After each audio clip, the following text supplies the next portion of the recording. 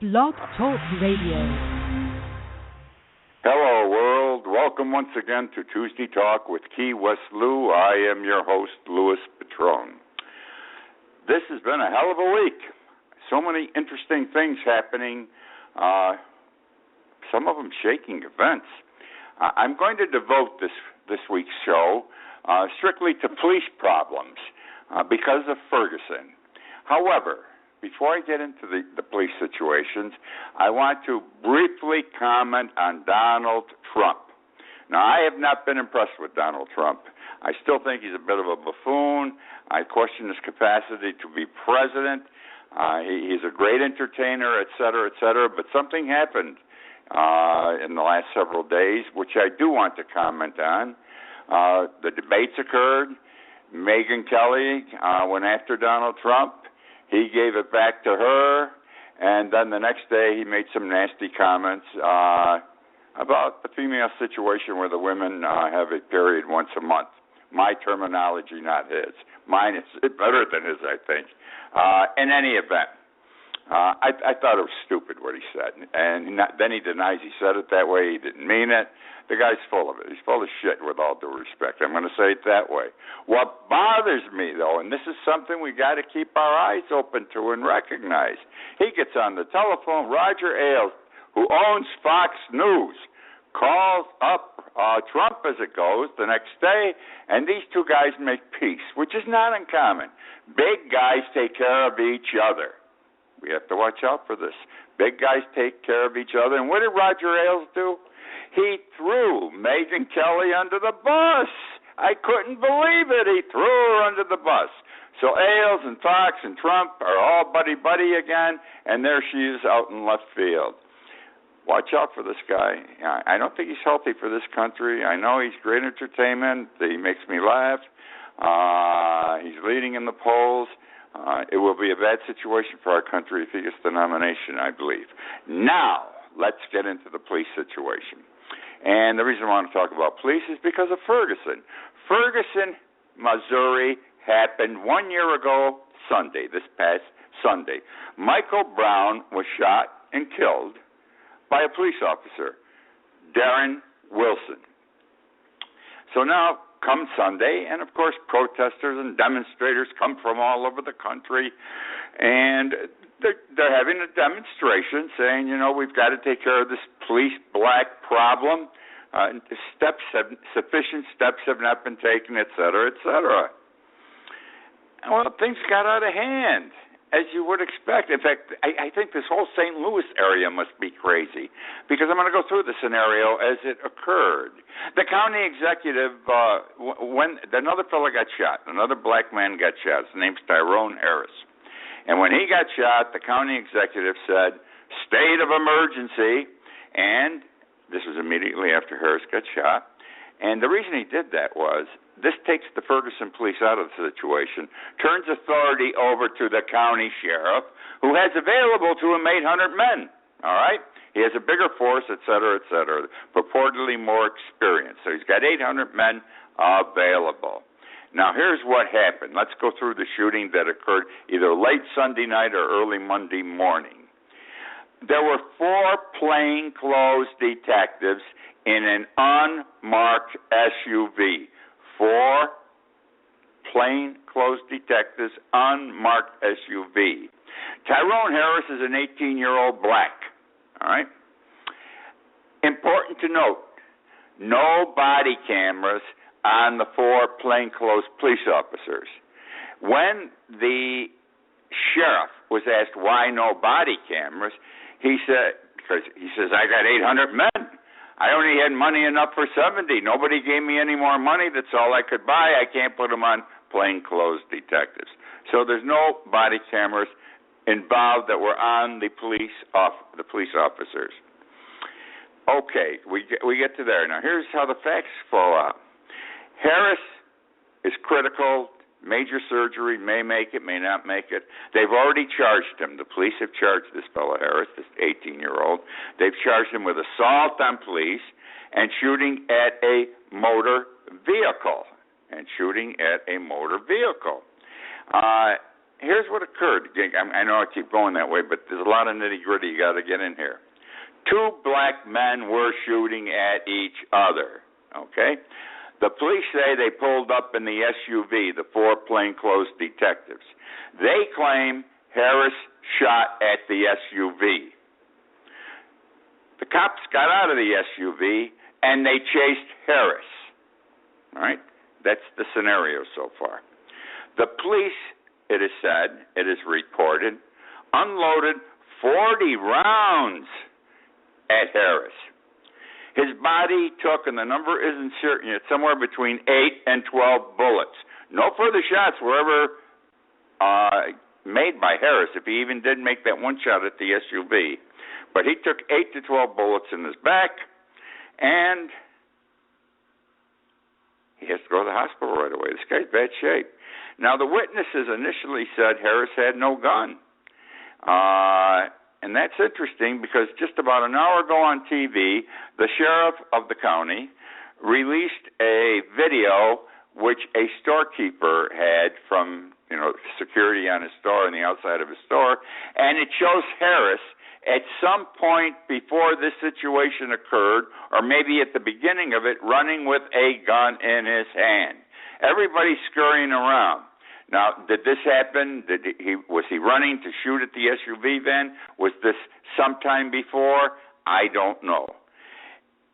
The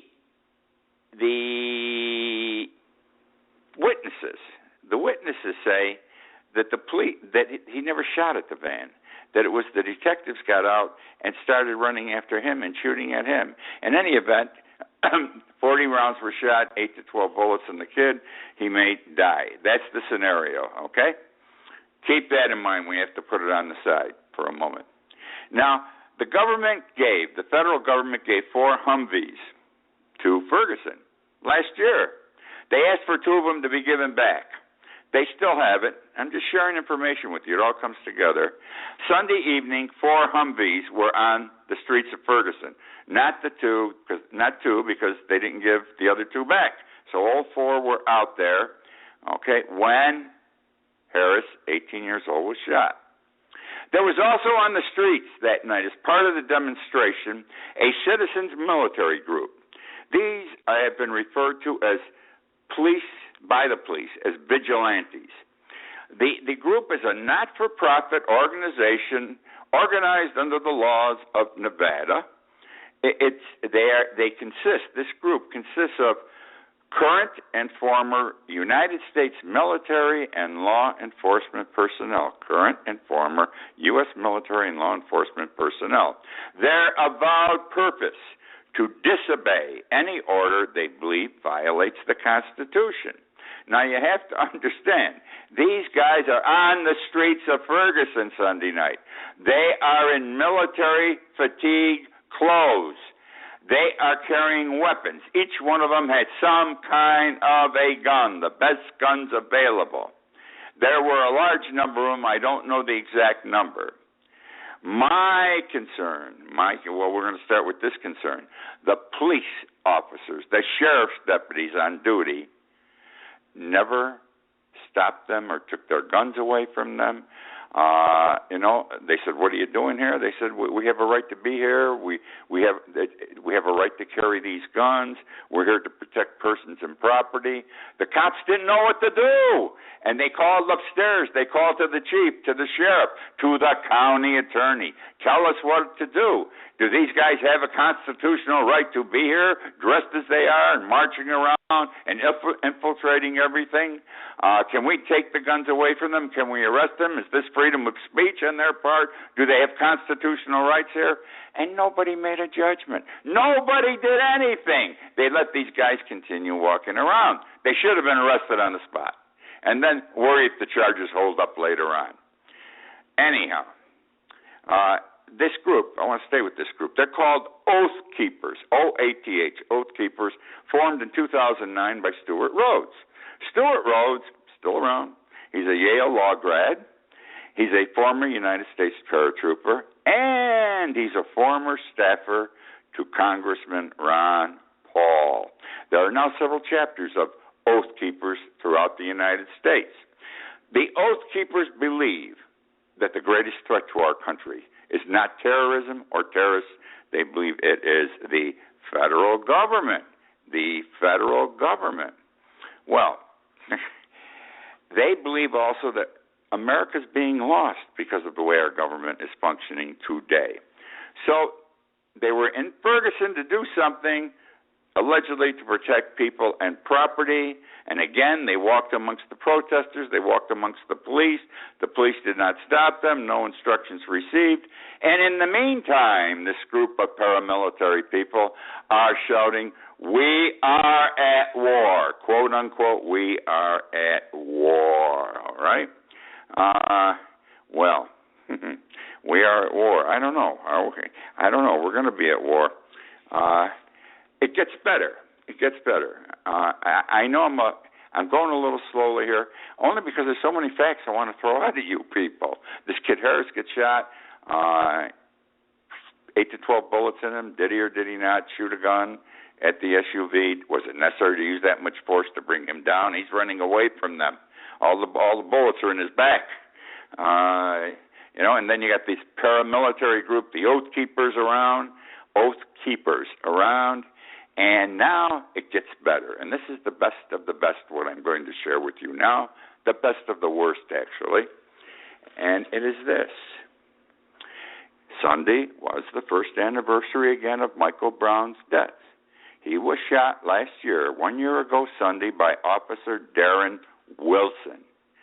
Well, the purpose of the demonstration Sunday in Ferguson were to commemorate Brown's death.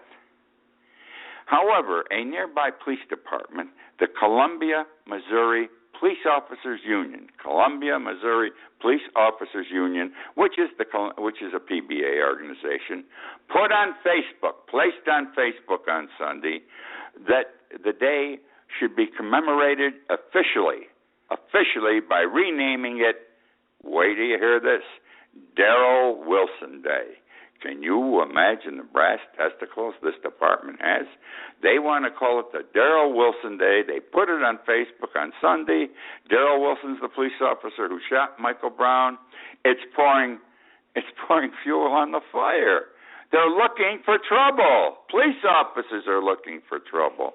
Well, that's the story of what's going on there. We're going to hear more about this paramilitary group, Oath Keepers. They're not the only ones in this country. There's several that have been formed in the last couple of years. I remember 3 years ago I did a TV show on this on some group out of California who did the same thing, and they're still organized. This is even though it was formed in 2009, it really got active this past spring, the Oath Keepers here. So that's a bad deal. Something bad's going to happen there. This Tyrone Harris story is going to be interesting as it develops. I want to make another comment about this. 800 policemen on the force, only 70 body cameras. Now, the problem started with Michael Brown, or we became aware of it 1 year ago Sunday. We were told everybody's going to have body cameras. First thing we're going to do. And I assume the federal government provided money for the departments to buy body cameras. Whatever the system was, obviously, it didn't work, and no one in authority, whoever that may be, paid attention. When after a whole year, all you've got is 70 body cameras for 800 men.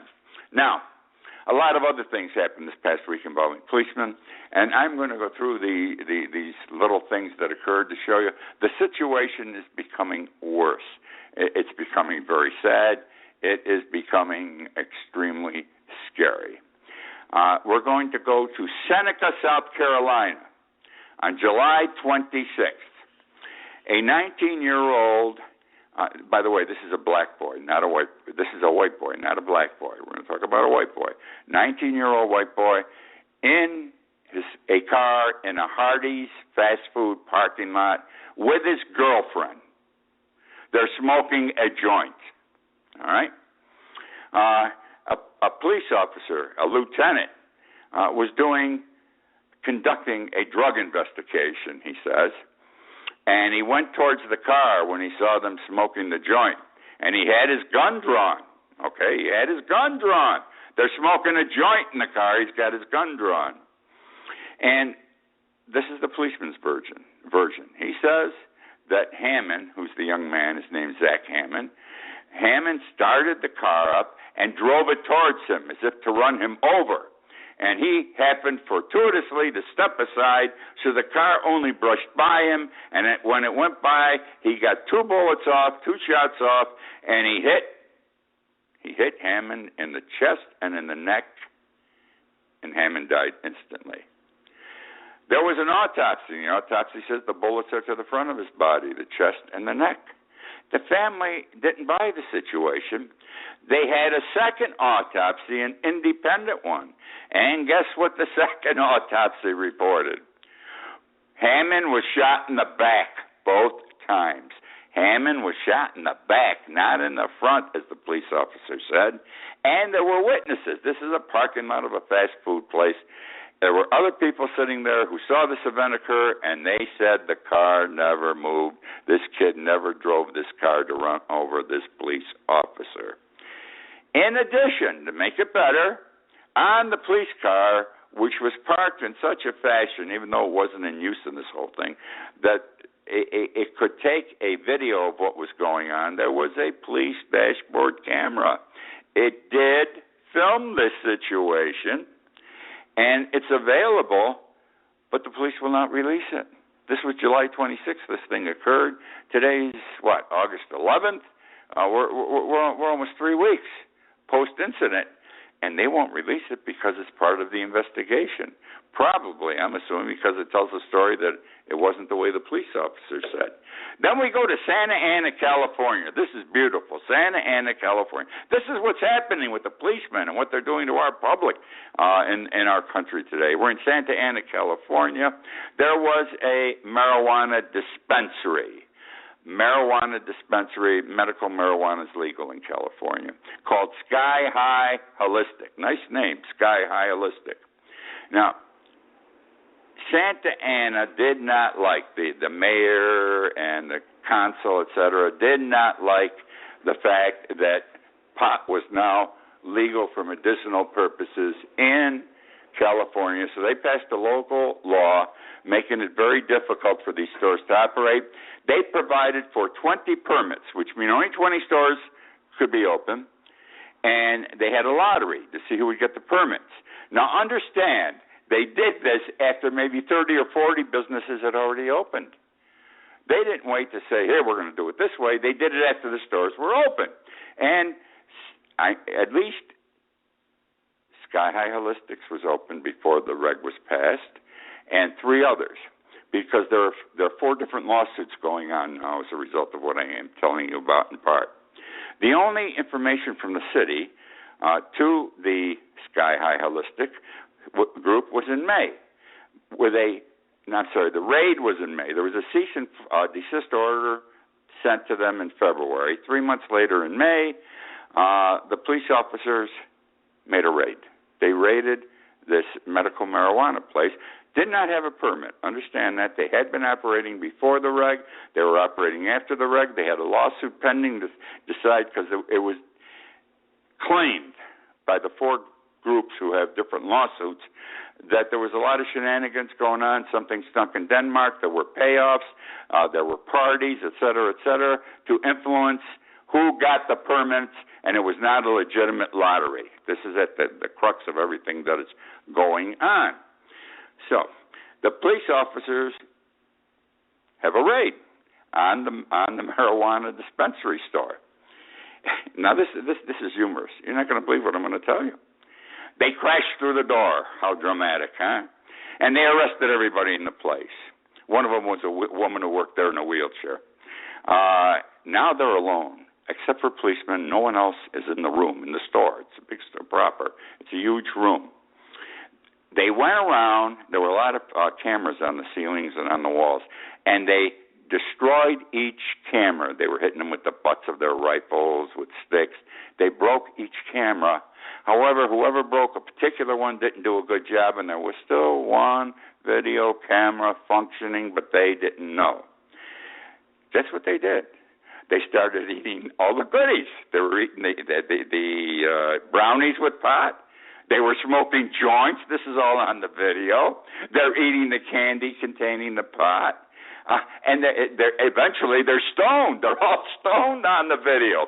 And they're stuffing their pockets with this stuff to take it home. They're supposed to confiscate it, at least if they do their procedures properly, and bring it to the station. And you could hear them talking. And this woman in the wheelchair, they were talking bad about her. Like we could have taken her chair away. She would have had to crawl out. We should have broke one of her legs. These were not nice guys. I know they're stoned, but they ate all this stuff that was now contraband, bad stuff. They ate the brownies, the candies, and smoked the joints, and it's all on the video. Would you believe? Don't know what happened yet. This has all happened recently, and everything is still pending. I can't believe they don't get their asses fired. They should get their asses fired. Which brings me now to Rohnert, R-O-H-N-E-R-T, Park, California. Don McCummins lives in a lovely home. This is a beautiful neighborhood on a cul-de-sac. He's on his own driveway, and he's hitching his boat to the trailer. A police officer by the name of David Rodriguez starts driving in a circular fashion around the cul-de-sac, staring at him all the time. And at some point, he pulls his car sideways in the road so it's facing directly into McCummins' driveway and the boat and the trailer, etc. McCummins don't know what the hell's happening. He takes his cell phone out and starts videoing the police car and any conversations that are going to follow. The police officer gets out immediately out of the car and pulls his gun. He pulls his gun. He tells McCummins to take his hand out of his pocket. He had one hand in his pocket. Probably was going to say he was carrying a gun. The police officer was going to say that about Citizen McCummins. McCummins says, no way, no way. I'm not going to put the camera down. He wanted to put the camera down too, turn it off. He says, I don't know what you're doing, but you're harassing me. I did nothing wrong, and again, you are harassing me. And he tells the police officer, I suggest you put the gun down. The police officer moves closer and now points the gun at his head. Wowee! We read about these things. Finally, the police officer stopped because McCummins wasn't going to give in. He wasn't going to give in. He had it all recorded. Even if he got shot, he's got it all recorded.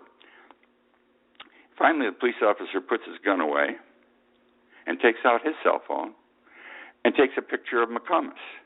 And he says, if you can take a picture of me, I can take a picture of you. And why don't you take the pictures of me, the recording you made of me in this conversation, and run it on YouTube? And guess what? McCummins did. And hundreds of thousands of people have viewed it on YouTube. Don't know yet what happened to the police officer. Another situation occurred. Alexander, Alabama. Police officer. His name's Troy Middlebrook. Nice name, Troy Middlebrook. He's a police officer. He didn't like a black man by the name of Vincent Bias. He had arrested him a couple of times before. The guy got out of jail. He referred to him. He had a conversation with someone, was not aware this person was recording the conversation, referred to Bias as a nigger, with all due respect. I apologize, but that's on the recording. Talked about the drug arrest and how the guy got out, and he says, I'm going to kill this guy. I'm going to blow his brains out. I'm going to set up a routine traffic stop and kill him. Interesting. Well, this is funny. It's not funny. It's sad. The city paid $35,000 to Bias because of what this police officer said. Okay? He threatened a citizen, even though not to his face, and it seemed convincingly. The mayor and the chief became aware. Bias went to an attorney, became aware of what was going on. And they sat down and immediately made a settlement with Bias of $35,000. $35,000. The problem is they never went before their common council as is traditionally done to get approval. The police officer's still on the job. There is a state police group unit that investigates any local police problem. They were never notified. It's apparent the mayor and the chief wanted to keep this thing quiet, and the cop's still on the job. But it got out, and they didn't pay $35,000 for nothing. So here's another situation involving a police officer. There's got to be a solution to all this. It's bigger than you. It's bigger than me. But I've got a solution. You can't rely on just a suggested solution. You can't rely on local police enforcement to police themselves. They're contaminated from the top down. You can't rely on the state to do the job, and the reason is I once represented 55,000 full-time civil service police officers in the state of New York for 3 years. I was general counsel to the Police Conference of New York. I had an office in Albany. I was a registered lobbyist for the organization, as were the officers of my group. And I will tell you, police and fire have great influence in the halls of state legislatures. So the job has to be done at the federal end, I believe, through the Attorney General, setting up a separate unit and setting up steps that have to be taken and how police departments have to operate when various things happen. Otherwise, this stuff's going to go on. I mean, this is like the edge of a revolution when crap like this goes on. The black people aren't going to take this for long in this country, and nor are the white people. We're going to have trouble, and now you got these military groups on the street. Who knows what's going to happen? And it's got to be stopped, but it can only be stopped from the very top, our federal government down. That is the show for this week. I thank you for joining me. The show is archived, as you know, on Blog Talk Radio and on YouTube. You catch it there late, some of you people, on another day. It's also linked to my Key West Lou website, keywestlou.com. It's linked to my Key West Lou website as of Thursday morning. That's Wednesday morning, rather. That is tomorrow morning. Once again, I thank you for joining me. Hope you enjoyed the show, a little bit different, all police. And I'll be back with you next week. Good night.